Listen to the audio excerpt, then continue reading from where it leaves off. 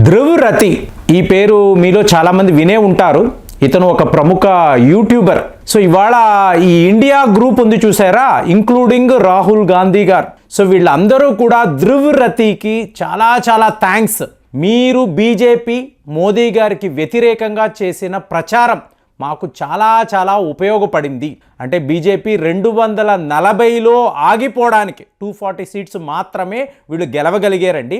కాబట్టి ఇవాళ ఇంత క్లిష్ట పరిస్థితిలో ఉన్నారు, ఏమైనా కూడా జరగవచ్చు. సో దీనికి చాలా ముఖ్యమైన కారణము యూట్యూబర్స్. అంటే చూడండి, 476 మిలియన్ వ్యూవర్స్.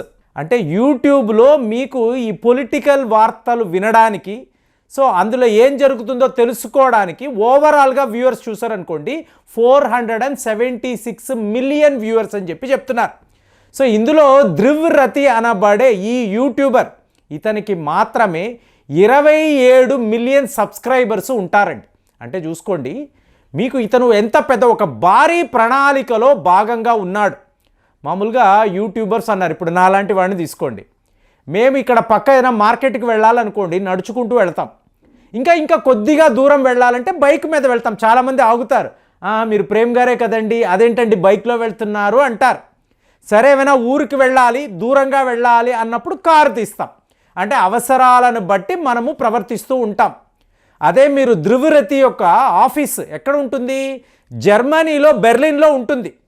ఇతను హర్యానాలో పుట్టి పెరిగినవాడు. స్కూలింగ్ కూడా హర్యానాలోనే జరిగింది. అంటే హిందూ జాట్ జాతి అంటారు చూసారా, వీళ్ళు చాలా మొండిగా ఉంటారు. ఆ జాతికి చెందినవాడు. తరువాత హయ్యర్ ఎడ్యుకేషన్ అని చెప్పి ఈయన జర్మనీ వెళ్ళడం. సో అక్కడే మీకు ఇతను మాస్టర్స్ డిగ్రీ కూడా చేశాడు. 2013లో ఒక యూట్యూబ్ ఛానల్ పెట్టాడు. సో అప్పట్లో ఏంటంటే జర్మనీలో ఉండే అందమైన ప్రాంతాలు ఎక్కడెక్కడ ఉంటాయి వివరాలు ఇస్తూ, అంటే భారతీయులు ఎవరైనా జర్మనీ వెళ్తున్నారు లేదా ఆస్ట్రియా వెళ్తున్నారు, అక్కడ ఎలాంటి ప్లేసెస్ ఉంటాయి, ఎలాంటి ఫుడ్ దొరుకుతుంది, దీనికి సంబంధించి అంటే ఒక టూరిజం ఛానల్ అనుకోండి, అలాంటి ఒక యూట్యూబ్ ఛానల్ ఇతనికి ఉండేది. సో మెల్లమెల్లగా ఇతను పాలిటిక్స్లోకి వచ్చాడు. పాలిటిక్స్ మాట్లాడడం మొదలుపెట్టాడు. ఎలా జరిగింది అని మీరు గమనించారనుకోండి, ఆమ్ ఆద్మీ పార్టీ అంటే అరవింద్ కేజ్రీవాల్ గారికి సంబంధించిన అడ్వర్టైజ్మెంట్స్ అనేవి ఇతను భారత్ వచ్చి ఇక్కడ చేసేసి వెళ్ళేవాడు. అంటే ఇండియాలో యాడ్ ఫిల్మ్ మేకర్స్ లేరా, వాళ్ళ క్రియేటివిటీ సరిపోదా అంటే ఇదంతా ఒక పెద్ద లెవెల్లో జరిగిన వ్యవహారం. అంటే అరవింద్ కేజ్రీవాల్ గారు ఏం చేశారు, అన్నా హజారే అలాగే కిరణ్ బేడి లాంటి వాళ్ళ పక్కన కూర్చుంటూ బాగా పాపులారిటీ సంపాదించారు. తరువాత తన అజెండా ఏమిటి అంటే, మనలాంటి వాళ్ళము కూడా అరవింద్ కేజ్రీవాల్ అంటే ఒక నిజాయితీ పరుడు, ఒక మంచి ఆఫీసర్, ఇలాగ ఆలోచించేవాళ్ళం. సో అన్నా హజారే పక్కన ఉండడంతో ఆటోమేటిక్గా ఇతనికి ఒక మంచి పాపులారిటీ వచ్చింది. ఈయన ఒక టీంని క్రియేట్ చేసుకున్నాడు. అందులో ఈ ధ్రువ్ రతి అనబడే ఈ యూట్యూబర్ కూడా ఉన్నాడు. సో వీళ్ళు ఒక ట్రస్ట్ పెట్టారు. ఈ ట్రస్ట్కి ఫండింగ్ ఎవరు అంటే ఫోర్డ్ ఫౌండేషన్. రేపు ఢిల్లీలో అరవింద్ కేజ్రీవాల్ సీఎం అయినప్పుడు ఏ అధికారిని ఏ డిపార్ట్మెంట్లో పెట్టాలి, ఏ ఎమ్మెల్యేకి ఎటువంటి పోర్ట్ఫోలియో ఇవ్వాలి, ఇదంతా కూడా మీకు ఫోర్డ్ ఫౌండేషన్ అమెరికా నుంచి మీకు సూచనలు వస్తాయి. సో అందులో ఆటోమేటిక్గా యూట్యూబ్ అనేది ఇవాళ విపరీతంగా మీకు ఇన్ఫ్లుయెన్స్ చేస్తుంది కదండి. అంటే 476 మిలియన్ వ్యూవర్స్ అన్నప్పుడు మీకు ఎంతమంది యూట్యూబ్ చూస్తారంటే గ్రామాల్లో అందరూ యూట్యూబ్ పెట్టుకొని చూడరు కదా. మోర్ ఓవర్ ఈ పొలిటికల్ డ్రామా ఎలక్షన్స్కి సంబంధించిన వార్తలు ఇంతంత మంది చూసారు అంటే ఖచ్చితంగా యూట్యూబ్ యొక్క ఇన్ఫ్లుయెన్స్ ఎక్కువ ఉంటుంది. కాబట్టి వీళ్ళు ఎలా ప్లాన్ చేశారంటే వరల్డ్ వైడ్ భారత్కి వ్యతిరేకంగా, మోదీకి వ్యతిరేకంగా, ఈ ఎన్డీఏ చేస్తున్న పనులకు వ్యతిరేకంగా వీళ్ళు ఒక ప్రచారం చెయ్యాలి, మేజర్ క్యాంపెయిన్ చెయ్యాలి. దీనికి ఎవరు టార్చ్ బేరర్ అంటే ధ్రువ్ రతి. అంటే మీకు ఇండియా ఈజ్ బర్నింగ్ అని చెప్పి ఒక సెన్సేషనల్గా ఒక వీడియో పెట్టాడు. నాకు అర్థం కాదు, మనం ఇంత రీసెర్చ్ చేసి ఇంత కష్టపడి ఒక వీడియో పెడతాము, 1,00,000 మంది చూసారంటే అమ్మయ్య మన యొక్క కంటెంట్ వీళ్ళ దాకా వెళ్ళిందని ఆనందిస్తాము. అదే ధ్రువ్ రతి యొక్క వీడియోను చూసారనుకోండి, మీకు ఇలా పెట్టడము నెక్స్ట్ డే చూసారనుకోండి మీకు 10 లక్షలు, 12 లక్షలు, 13 లక్షలు అంటూ ఉంటుంది.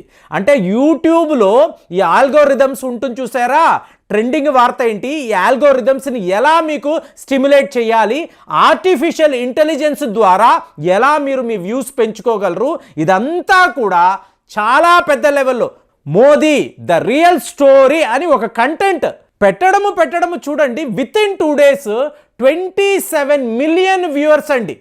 27 మిలియన్ అంటే జస్ట్ ఇమాజిన్, 1 మిలియన్ అంటే 10 లక్షలు, కోట్లలో ఉంటుంది మీకు ధృవీ రేతి యొక్క వ్యూస్. ఎలాగా ఇలా అంటే అది యూట్యూబ్ వాళ్ళకే తెలియాలి. కానీ ఒక మేజర్ ప్లానింగ్లో ఇతను ఉన్నాడు అనేది మాత్రం చాలా చాలా క్లియర్. అలాగా ఇవాళ ఇండియాకు సంబంధించిన, ఇండియాని అనకూడదు, ఇప్పుడు చూడండి శివసేన యొక్క నాయకుడు ఉద్ధవ్ ఠాక్రే ఏమంటున్నాడు, రాహుల్ గాంధీయే భారతదేశానికి ప్రధానమంత్రిగా రావాలి, మేమందరము అదే కోరుకుంటున్నాము అని. కమల్ హాసన్ గారు ఏం మాట్లాడుతున్నారు, త్వరలోనే మనము రాహుల్ గాంధీని ప్రధానమంత్రిగా చూడబోతున్నామా అంటే వీళ్ళందరికీ కూడా ఎక్కడో ఏదో ఒక లెవెల్లో ఇన్ఫర్మేషన్, అందుకే పదే చెప్తున్నాను, ఒక భారీ ప్రణాళిక వీళ్ళు వేస్తున్నారండి. మరి దీన్ని బీజేపీ వాళ్ళు, ఈ ఎన్డీఏ వాళ్ళు, ఈ మోదీ టీం గమనిస్తున్నారా లేదా? మనము ఆల్రెడీ ప్రధానమంత్రి అయిపోయాము కదా, 3rd టర్మ్ కదా, ఇవన్నీ వీళ్ళు ఆలోచిస్తున్నారు. వెనక మాత్రము చాలా పెద్ద లెవెల్లో ఒక వ్యూహము జరుగుతుందండి, దీన్ని వీళ్ళు గమనించాలి. సో ఇందులో మీరు చూసారనుకోండి, మీకు మేజర్ ప్లేయర్స్ ఇప్పుడు నీలు, వ్యాస్, థామస్ అని చెప్పి మాట్లాడాను. మీకు ఎలక్షన్సే బోగస్ అండి, ఈ మిషన్స్ అంతా కూడా మాల్ ఫంక్షన్ అయ్యేయి, మళ్ళీ మీరు ఎలక్షన్స్ నిర్వహించాలి, ఈ ఎలక్షన్స్ అంతా ఇన్వాలిడ్. మరి వాళ్ళు ఇవాళ మాట్లాడడం లేదు ఎందుకు? మీకు ఒక కాంగ్రెస్ అనండి, డిఎంకే అనండి, సమాజ్వాదీ పార్టీ అనండి, వీళ్ళందరూ కూడా బాగా పర్ఫామ్ చేశారు. అంటే బీజేపీ యొక్క ఈ డౌన్ఫాల్ని ఇవాళ వీళ్ళు ఎంజాయ్ చేస్తున్నారు. కాబట్టి ఈ మిషన్స్ అంతా కూడా పర్వాలేదండి, అప్పుడు అనుకున్నాము ఇవాళ బాగానే పనిచేసాయి. అంటే మనకు అనుకూలంగా జరిగితే ఒకలాగా, మనకు వ్యతిరేకంగా జరిగితే ఇంకొకలాగా మాట్లాడడం అనేది భారతీయుల్లో నరనరాల్లో ఆ బానిసత్వము అంటాం చూసారా, మనము కాదండి, మనము కాదు, ఆ యూరోపియన్స్ వచ్చి మనల్ని పాలించాలి, అప్పుడే ఈ దేశము డెవలప్ అవుతుంది. ఇన్నేళ్ల పాటు మీరు ఇదే కదా చేశారు, మీరు ఏమి సాధించారు? దేశాన్ని కొల్లగొట్టడము తప్ప చేసింది ఏమీ లేదు కదండి. మనం ఏం మాట్లాడుతున్నాము, ఈ 2024 డిసెంబర్ వస్తే 5 ట్రిలియన్ జీడిపి మాట్లాడుతున్నాం. అంటే జపాన్, జర్మనీ లాంటి దేశాలు కూడా మన ముందు ఓడిపోతాయి. ఎప్పుడండి?